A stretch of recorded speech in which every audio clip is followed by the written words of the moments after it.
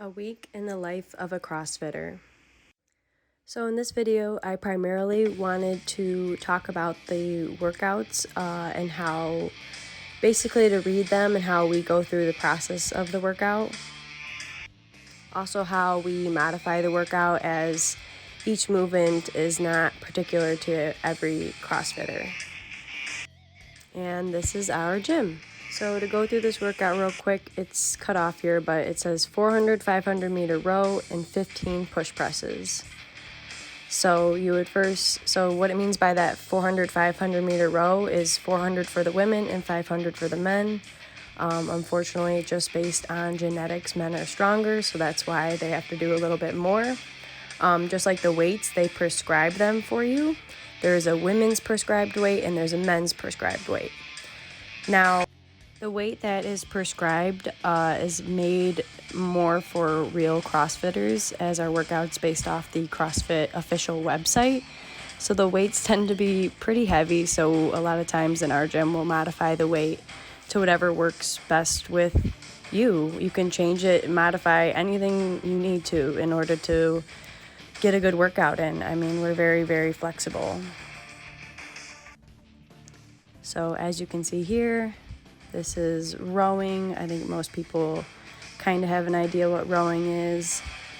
And then if you couldn't see earlier when we were push pressing, it's kind of like maybe a quarter squat and then you push press it up in the air, kind of like a strict press but with a little bit of a dip drive.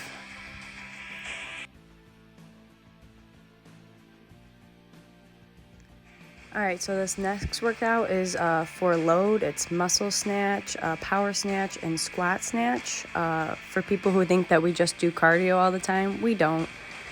We do heavy lift and we do work on movements some days too. So again, we're starting here with a muscle snatch. So basically you're not supposed to re-dip. It's just supposed to be with your muscles. Just pull up the bar above your head. So you can see sometimes I'm not that great at it. I'm a lot better at power snatch, I would have to say. Power snatch is where you get that little half squat in trying to pull it above your head. So as you can see, as the weight gets heavier, you have to get below it faster. So a lot of times they say you have to get lower. It's not necessarily getting the bar above your head, but it's getting below the bar.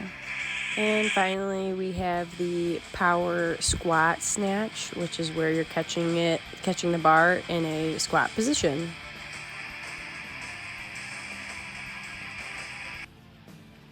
This movement can be particularly hard, especially depending how your mobility is.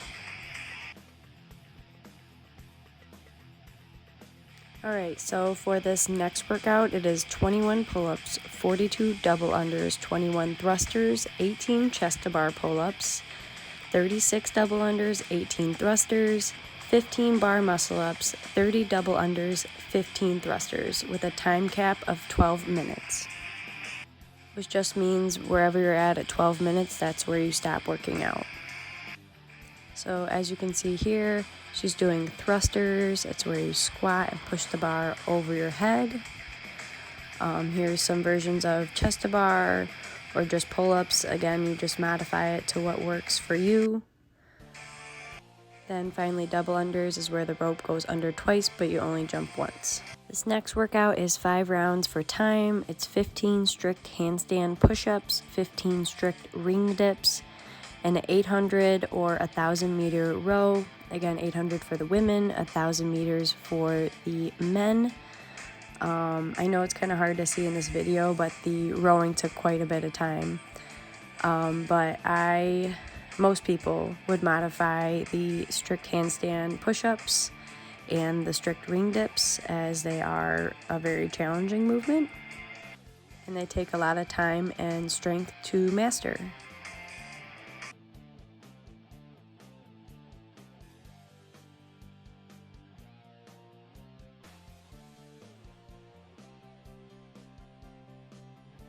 As you can see here, I'm just kneeling on a box and doing a modified handstand push-up. And then with the ring dips, a lot of us were using bands to wrap around the rings, and then it would help support us up.